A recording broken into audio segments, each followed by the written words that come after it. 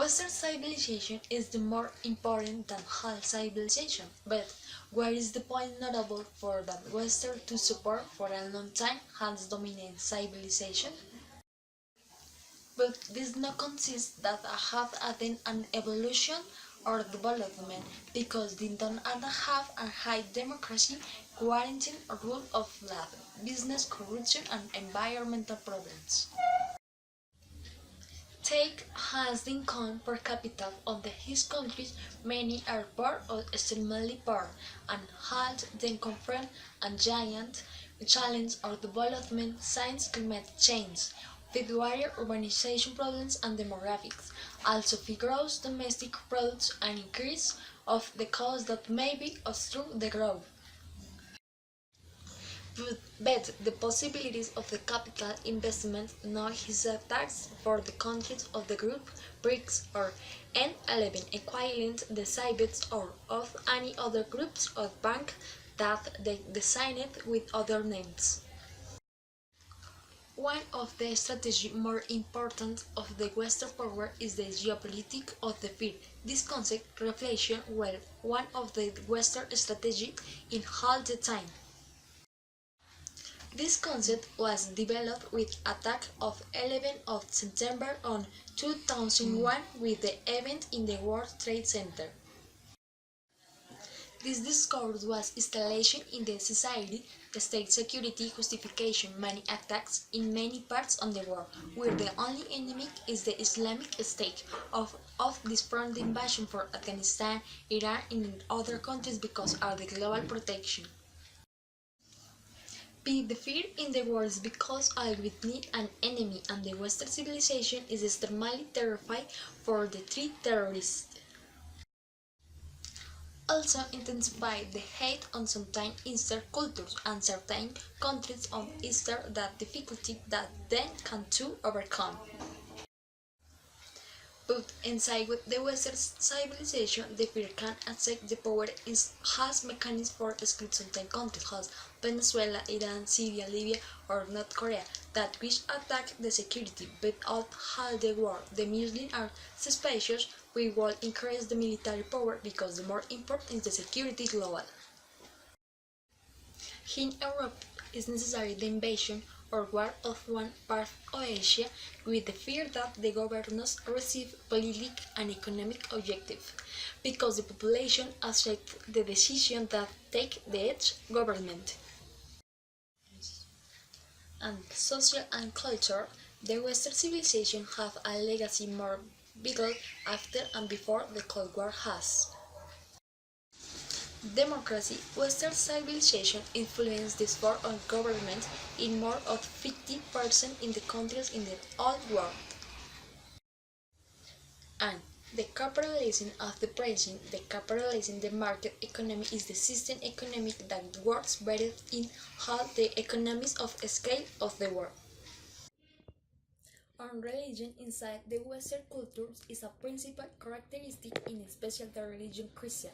This has many followers in all the world, 2,315 million in all the planet. Western Europe has an important year ahead. Many EU member states will hold elections and carry out crucial political reforms.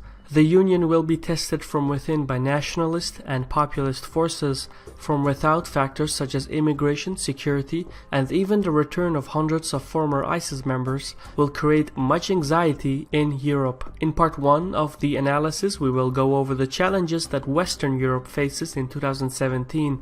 The next episode will focus on Eastern Europe and Russia. My name is Shirvan and welcome to Caspian Report. If you want to help our channel to produce more original content like this, please check out our fundraising page at patreon.com/CaspianReport.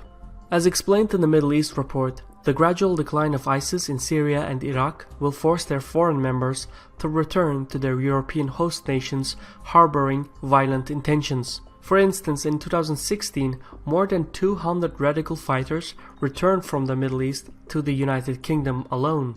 In 2017, the number of returning jihadists will exceed that of the previous year. As a countermeasure, European intelligence services will boost their efforts to deal with the increased security threats.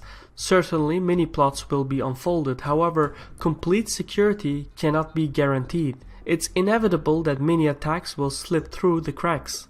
As a result, in 2017, we will see a continuation, if not a surge, of terrorist attacks in Western Europe. Moreover, these attacks will come at a crucial time.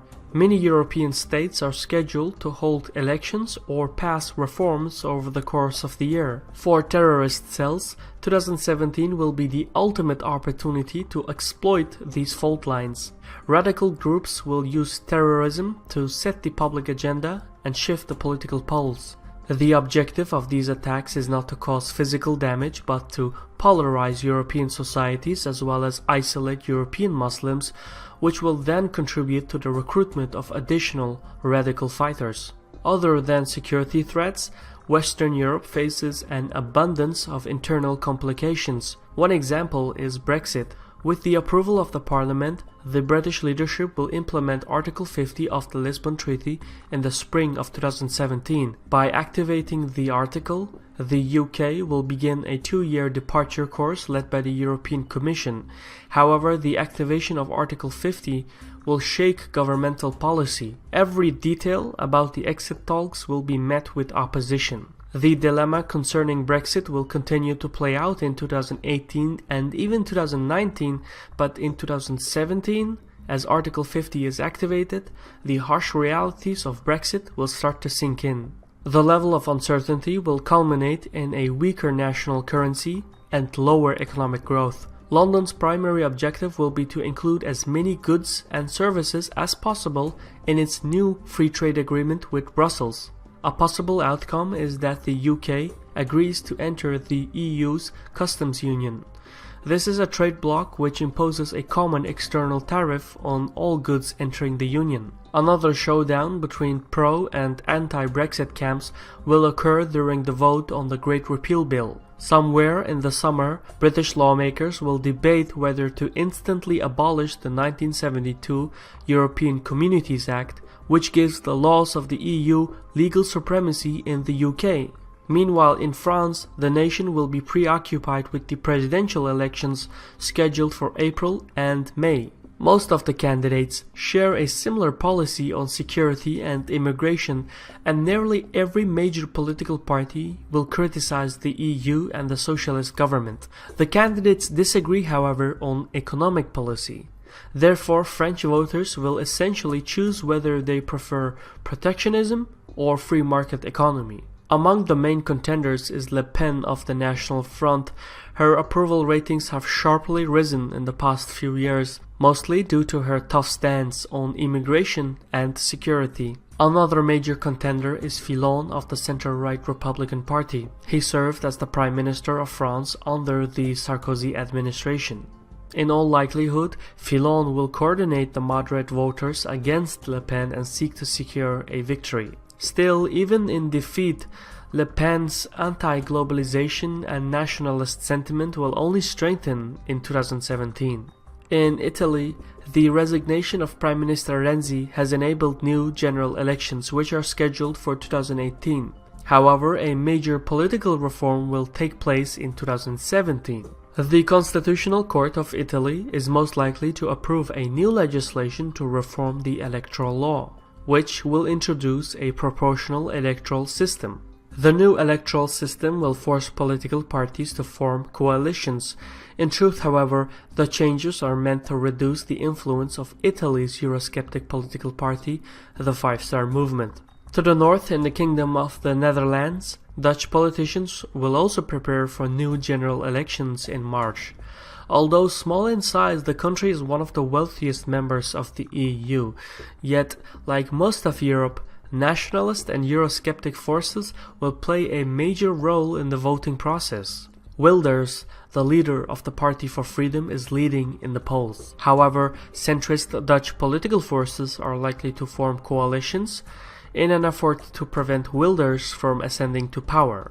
But to accommodate a coalition government, the Dutch centrist forces are likely to refute the authority of the European Commission. Germany is another core EU member that will hold elections in 2017. However, the German parliamentary elections are scheduled for September and October, which means that the outcome of the elections will mostly depend on the outcome of the French elections and Italian reforms. If moderates remain in control in Paris and Rome, then Berlin will mostly focus on immigration and security. However, if nationalist parties win the neighboring elections, then the German elections will react and focus on damage control. Since the German economy outstrips the German people's ability to consume, the economy is export-driven. At least half of the German GDP comes from exports, and about half of the exports are designated for other EU members. Furthermore, many of the EU regulations are designed to facilitate export dependency.